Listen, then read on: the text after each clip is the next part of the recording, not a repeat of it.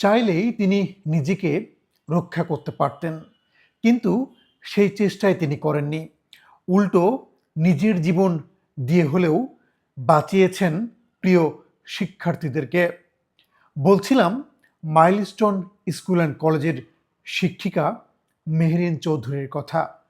তিনি অন্তত ২০ শিক্ষার্থীর জীবন বাঁচিয়েছেন, যদিও নিজেকে রক্ষা করতে পারেননি। তার মৃত্যুর আগে তার স্বামী তাকে বলেছিলেন যে তুমি কেন সেখান থেকে চলে আসোনি।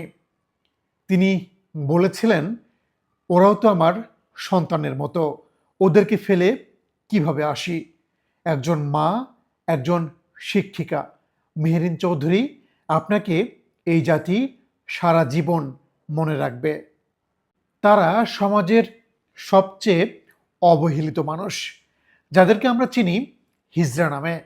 মাইলস্টোনের আহত শিক্ষার্থীদের জন্য তারা ছুটে এসেছেন হাসপাতালে।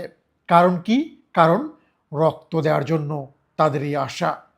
তাদেরকে জিজ্ঞাসা করা হয়েছিল, তোমরা এখানে কেন এসেছ?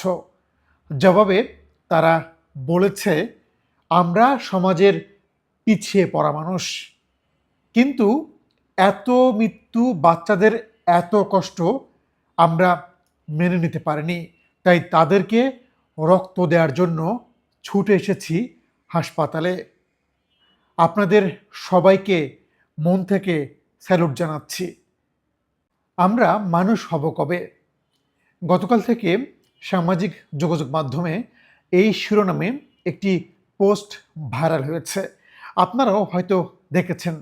মাইলস্টোনের সেই ঘটনার সেই পোস্টে বলা হচ্ছে, ১ লিটার পানির দাম চাওয়া হচ্ছে ৩০০ টাকা। ১০ মিনিট দূরত্বের সিএনজি ভাড়া, যেটা হওয়ার উচিত ছিল ১৫০ থেকে ২০০ টাকা, সেই সিএনজি ভাড়া চাওয়া হয় ১,০০০ টাকা।